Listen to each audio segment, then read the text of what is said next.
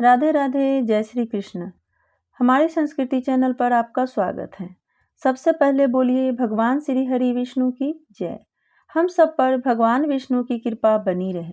हम पुरुषोत्तम मास महात्म्य सुन रहे हैं। आज हम अध्याय 16 सुनेंगे। कल के कथा में हमने जाना कि सुदेव ने पुत्र प्राप्ति हेतु भगवान विष्णु की कठिन तपस्या की, परंतु भगवान विष्णु सुदेव से बोले कि तुम्हें 7 जन्मों तक पुत्र प्राप्ति का योग नहीं है। यह सुनकर सुदेव व्याकुल हो उठा। उनकी ऐसी दशा देखकर गरुड़ जी के आग्रह पर उन्हें पुत्र का वरदान मिल गया। आज की कथा में हम जानेंगे पुत्र का वरदान मिलने के बाद सुदेव ब्राह्मण के साथ क्या हुआ। तो आइए श्रद्धा और भक्ति के साथ आज की पावन कथा का श्रवण करते हैं। श्री नारायण बोले, हे नारद, अब आगे की अद्भुत कथा सुनो जो महर्षि वाल्मीकि ने राजा दृढ़धनमा को सुनाई थी। गरुड़ जी ने भगवान हरि की आज्ञा से सुदेव ब्राह्मण को समझाते हुए कहा, हे द्विश्रेष्ठ, यद्यपि तुम्हारे भाग्य में 7 जन्मों तक पुत्र का सुख नहीं लिखा है, फिर भी भगवान की कृपा से मैं तुम्हें अपने अंश से एक पुत्र देता हूँ। परंतु ध्यान रहे, यह पुत्र तुम्हें सुख के साथ साथ दुख भी देगा। गरुड़ जी ने आगे कहा, मनुष्य का जीवन जल के बुलबुले के समान क्षणभंगुर है। इस नश्वर शरीर को पाकर जो व्यक्ति भगवान हरि का स्मरण करता है वही वास्तव में धन्य है। संसार सागर से पार लगाने वाले केवल भगवान ही हैं, अतः उनके स्मरण में स्थित रहो। इसके पश्चात भगवान हरि गरुड़ पर आरूढ़ होकर वैकुंठ को चले गए और सुदेव अपनी पत्नी गौतमी के साथ प्रसन्न होकर अपने घर लौट आया। कुछ समय बाद गौतमी ने एक तेजस्वी पुत्र को जन्म दिया।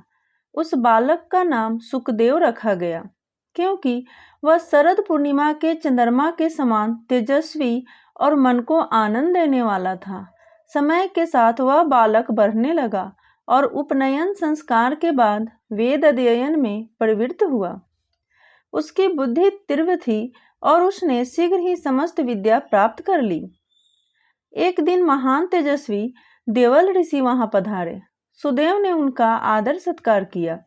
बालक को देखकर देवल ऋषि अत्यंत प्रसन्न हुए और बोले, हे सुदेव, तुम अत्यंत भाग्यशाली हो। तुम्हारा पुत्र गुणों का भंडार है, बुद्धिमान, विनीत और वेदों का ज्ञाता।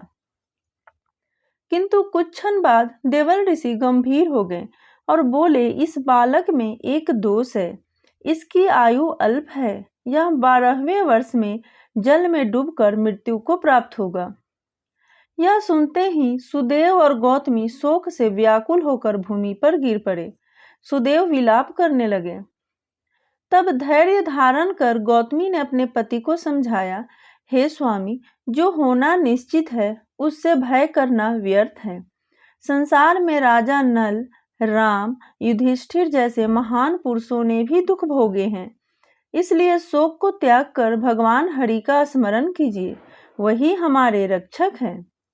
पत्नी के इन धैर्यपूर्ण वचनों को सुनकर सुदेव ने अपने मन को स्थिर किया और भगवान के चरणों में ध्यान लगाकर पुत्र वियोग के भय को त्याग दिया।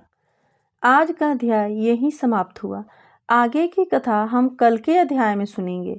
दोस्तों, अगर आपको हमारा ये वीडियो पसंद आए तो लाइक और सब्सक्राइब जरूर कीजिएगा और कमेंट में जय श्री कृष्ण जरूर लिखिएगा। प्रेम से बोलिए भगवान श्री हरि विष्णु की जय।